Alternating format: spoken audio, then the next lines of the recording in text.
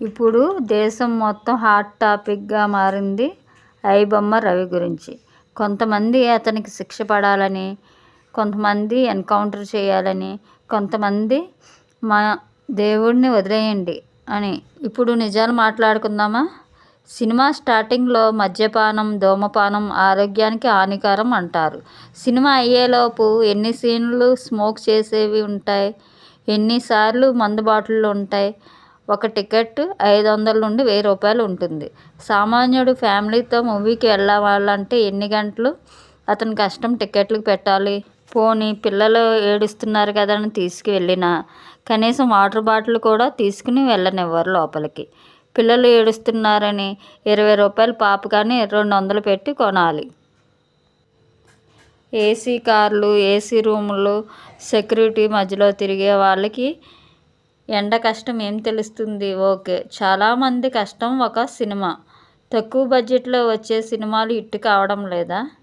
కథే హీరో అయితే 1 2 కోట్లలో తీసే మూవీ కూడా ప్రేక్షకులు ఆదరిస్తారు. ఈ మధ్య ఒక పెద్ద హీరో మూవీ చూసా. ఫస్ట్ నుండి లాస్ట్ వరకు తలకాయలు నరుక్కోవడమే. హీరో మంచి పని కోసమే చేస్తాడు, కానీ వేరే పద్ధతిలో కూడా చూపించవచ్చు. ఇటువంటి సినిమాలు చూసి పిల్లల్లో క్రూరత్వం పెరుగుతుంది.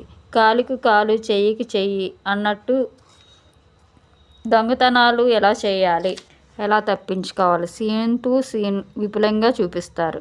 మన రాష్ట్రాల్లో ఉన్న సమస్యల గురించి మూవీస్ తీస్తే బాగుంటుంది. ఇతర రాష్ట్రాల తర్వాత ఉద్ధరిద్దాం. నిర్మాతలకు నష్టం వస్తుందని బాధపడే వాళ్ళు రెమ్యునరేషన్ తగ్గించుకుంటారా? లేదు. ఎందుకంటే ఎవరి స్వార్థం వాళ్ళదే, ఎవరి బిజినెస్ వాళ్ళదే. మందు తాగితే లివర్ పాడవుతుందని తెలిసినా మందు అమ్మితే తప్పు లేనప్పుడు తెలివి ఉన్న వాళ్ళకి సపోర్ట్ లేకపోతే ఇలానే పక్కదారి పడతారు. మనకి మన పిల్లలకు సరిపడా సంపాదించుకుంటే చాలు.